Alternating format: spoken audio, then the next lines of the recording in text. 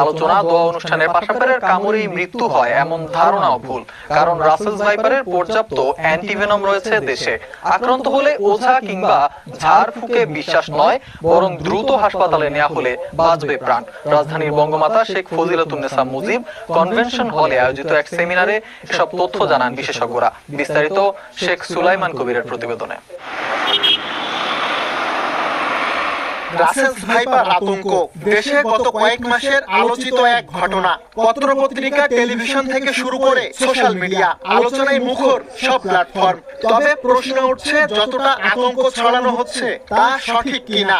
এ নিয়ে বৃহস্পতিবার বঙ্গমাতা শেখ ফজিলাতুন্নেসা মুজিব কনভেনশন হলে এক সেমিনারের আয়োজন করে বাংলাদেশ সোসাইটি অফ মেডিসিন।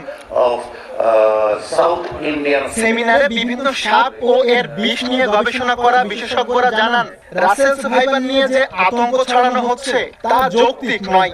রাসেলস ভাইপারের কামড়েই মৃত্যু এমন ধারণাও সঠিক নয়। রাসেলস ভাইপার রোগের কোনো চিকিৎসা নেই।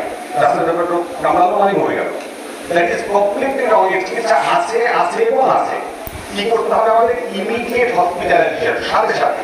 এই যে ওঝা, এই যে বাবুল ঝাড়ু কিছু দেওয়া যাবে না। বাংলাদেশে সাপের কামড়ে বছরে অন্তত 7,500 মানুষের মৃত্যু হয়, যার প্রধান কারণ ওঝা কিংবা ঝাড়ফুঁকে বিশ্বাস করে সময় মতো হাসপাতালে না আসা। তবে হাসপাতালে আসার পরেও মৃত্যুর জন্য আইসিইউ সংকটকে দায়ী করেন চিকিৎসকরা। যে জায়গাটুকুতে সমস্যা হয় মৃত্যুবরণ হসপিটালে আসার পরে, সেটি হলো যে ইন্টেনসিভ কেয়ার ইউনিটের অপ্রতুলতা অনেক হাসপাতালে। আমরা একটা রোগীকে আসার পরে যদি সাথে সাথে ইন্টেনসিভ কেয়ার ইউনিটে যদি এই কেয়ারটুকু নিতে পারি, তাহলে অনেকখানি মৃত্যুর ঝুঁকি কমে যায়। দেশের সকল উপজেলা স্বাস্থ্য কমপ্লেক্সে রয়েছে রাসেলস ভাইপারের অ্যান্টিভেনম। তবে বিষাক্ত নয় এমন সাপের কামড়ে এই অ্যান্টিভেনমের ব্যবহার হতে পারে বিপদের কারণ।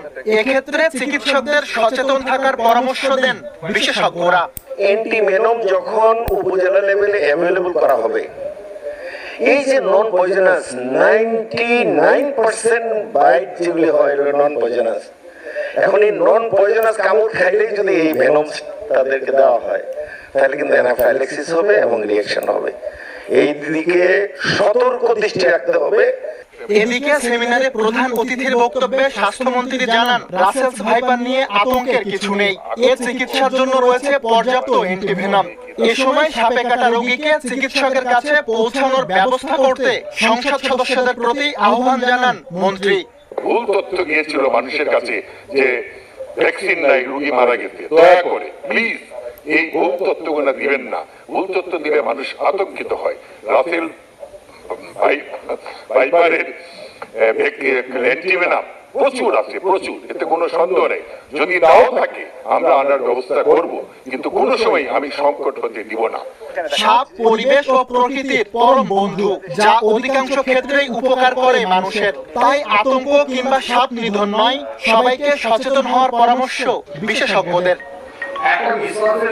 আমাদের মধ্যে সুলাইমান কবির, চ্যানেল এস, ঢাকা। আবার নতুন করে বলার মধ্যে